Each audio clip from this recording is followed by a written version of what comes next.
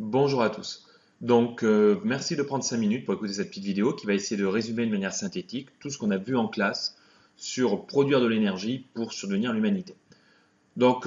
Produire l'énergie, c'est avant toute chose pour permettre à l'humanité de maintenir son niveau d'activité économique et industrielle d'aujourd'hui. La plupart des activités que nous faisons consomment de l'énergie. Prendre la voiture pour aller au collège, il a fallu fabriquer la voiture, il a fallu brûler de l'essence dans la voiture, production d'énergie et émissions de CO2. Nous consommons de l'énergie tout le temps. La société actuelle, la première source d'énergie vient des énergies fossiles. Ces énergies fossiles, elles sont non renouvelables dans l'échelle de vie humaine.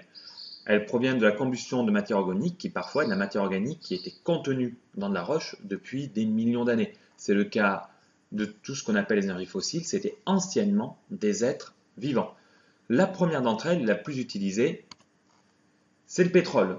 Alors notre société est complètement dépendante du cours du pétrole, comme vous avez pu le voir en histoire-géographie, et la production est centralisée par quelques pays, notamment les pays du Golfe, mais aussi les États-Unis et la Russie, où on voit que la production ne cesse d'augmenter, même depuis que le risque climatique est connu et que brûler les énergies fossiles libère du CO2.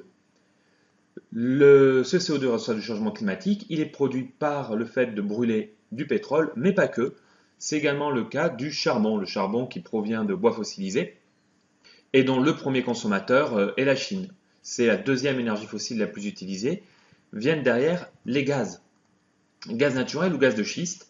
Donc le gaz naturel est beaucoup plus facile à extraire que le gaz de schiste et le premier producteur mondial va être la Russie.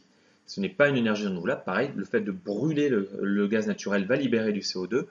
Et une énergie fossile qui a beaucoup fait parler d'elle ces dernières années, c'est le gaz de schiste, donc qui est aussi du gaz contenu dans les roches, mais dans des roches solides. Donc il faut extraire d'une roche solide le gaz qui est contenu dans ces roches qu'on va appeler schiste, dont la production a explosé ces dernières années, normalement aux États-Unis, et qui est négative sur plusieurs points de vue. La première, comme toutes les énergies fossiles, et j'insiste, toutes les énergies fossiles, le fait de le brûler va libérer le CO2 et donc accélérer le réchauffement climatique. Le deuxième point négatif qu'il y a avec le gaz de schiste, c'est qu'il faut brûler énormément d'énergie déjà pour l'extraire. Donc son extraction est déjà moins rentable que les autres car plus polluante. Le troisième point, c'est qu'il y a une pollution des nappes phréatiques qui est constatée. Le quatrième point, qui est extrêmement surprenant, c'est dans les zones où il y a d'extraction du gaz de schiste, comme ici en Oklahoma, qui n'est pourtant pas une zone sismique, la zone sismique aux États-Unis étant concentrée au niveau de la faille de San Andreas en Californie, il y a une recrudescence des séismes, c'est-à-dire l'exploitation en profondeur des gaz de schiste génère l'apparition de séismes de très faible magnitude, ici c'est une magnitude 3 en moyenne, mais c'est quand même quelque chose de significatif.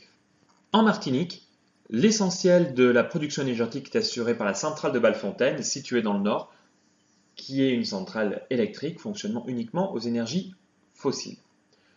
Une énergie qui est non fossile mais non renouvelable est l'énergie nucléaire.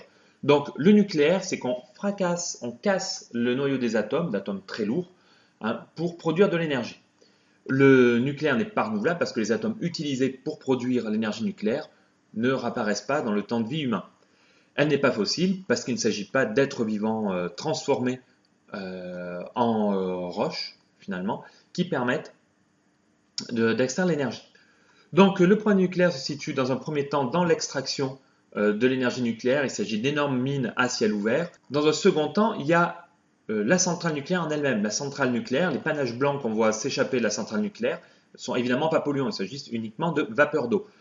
Le souci de l'énergie nucléaire vient après. Que fait-on des déchets nucléaires ou même des centrales nucléaires quand ils sont devenus obsolètes? C'est un vaste sujet public avec notamment les campagnes pour savoir si on doit les enterrer, comme sur le site de la Bure par exemple.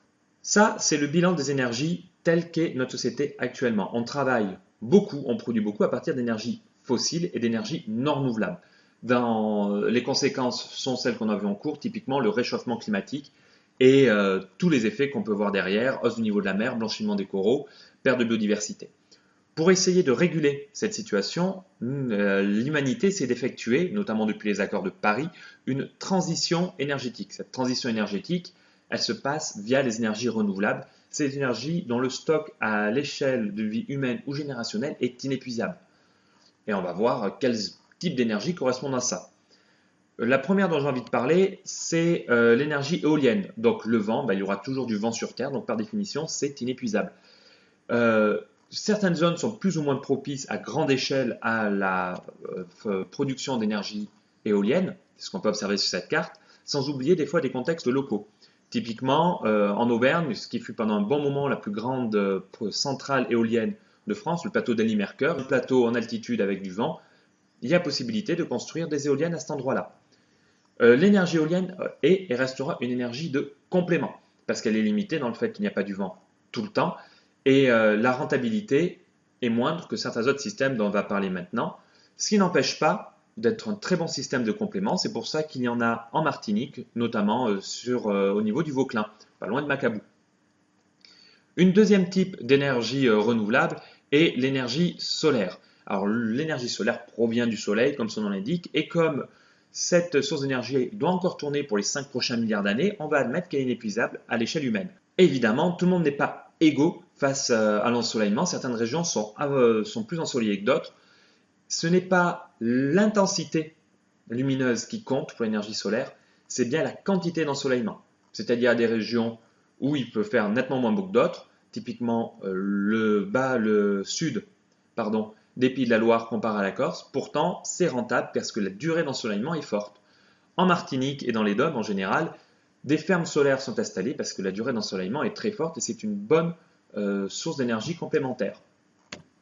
Le troisième mode d'énergie, c'est la géothermie, qui s'agit de récupérer l'apport calorique contenu dans la croûte terrestre, c'est-à-dire il y a de l'énergie latente, entre guillemets, stockée dans les premiers kilomètres d'épaisseur du globe, et le principe est de récupérer cette énergie pour l'utiliser à des fins humaines. Et là, c'est la même chose. Toutes les régions ne sont pas égales. Certaines régions n'ont aucun potentiel géothermique et d'autres très forts, notamment en Guadeloupe, et comme à la Martinique, mais particulièrement en Guadeloupe, c'est déjà exploité. Il y a des possibilités sur les sols volcaniques où nous sommes. Le dernier pôle d'utilisation des énergies renouvelables, c'est la biomasse. La biomasse, c'est tout support d'origine vivante, biologique, permettant la production d'énergie. Donc, le plus important d'entre eux actuellement, c'est la sylviculture, c'est-à-dire la biomasse via le bois et la gestion raisonnée et renouvelée du stock forestier. C'est-à-dire au fur et à mesure que les arbres sont coupés, d'autres sont plantés pour ne pas détruire la ressource. Je reviens, le point important de la sylviculture, c'est qu'il faut que les forêts soient renouvelées. Le deuxième point de biomasse qui est utilisable, c'est notamment la méthanisation. La méthanisation, c'est la dégradation et la production de gaz, de méthane, par la décomposition de certaines structures biologiques qui peut être utilisée pour produire de l'énergie. Et enfin, les biocarburants, dont une voie prometteuse, ce serait des biocarburants produits par des algues qui permettraient donc d'utiliser cette ressource énergétique produite de manière biologique. La transition écologique, passer de ces énergies fossiles aux énergies renouvelables, est possible. C'est notamment ce qui a été fait par la Suède, où on peut observer que notamment le chauffage urbain maintenant est majoritairement utilisé par la biomasse, et en l'occurrence la gestion raisonnée des forêts. On est passé aux alentours des années 80 d'une gestion qui était uniquement pétrolière à une gestion qui actuellement est massivement sur la biomasse.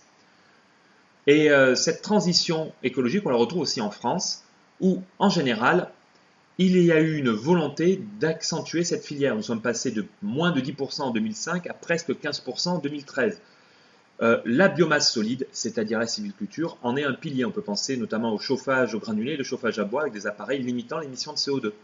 L'hydraulique, dont je n'ai pas parlé pour le moment, qui est l'énergie produite par les barrages, est également une source importante. Petit à petit, il est important que la part d'énergie renouvelable prenne le pas sur les énergies non renouvelables.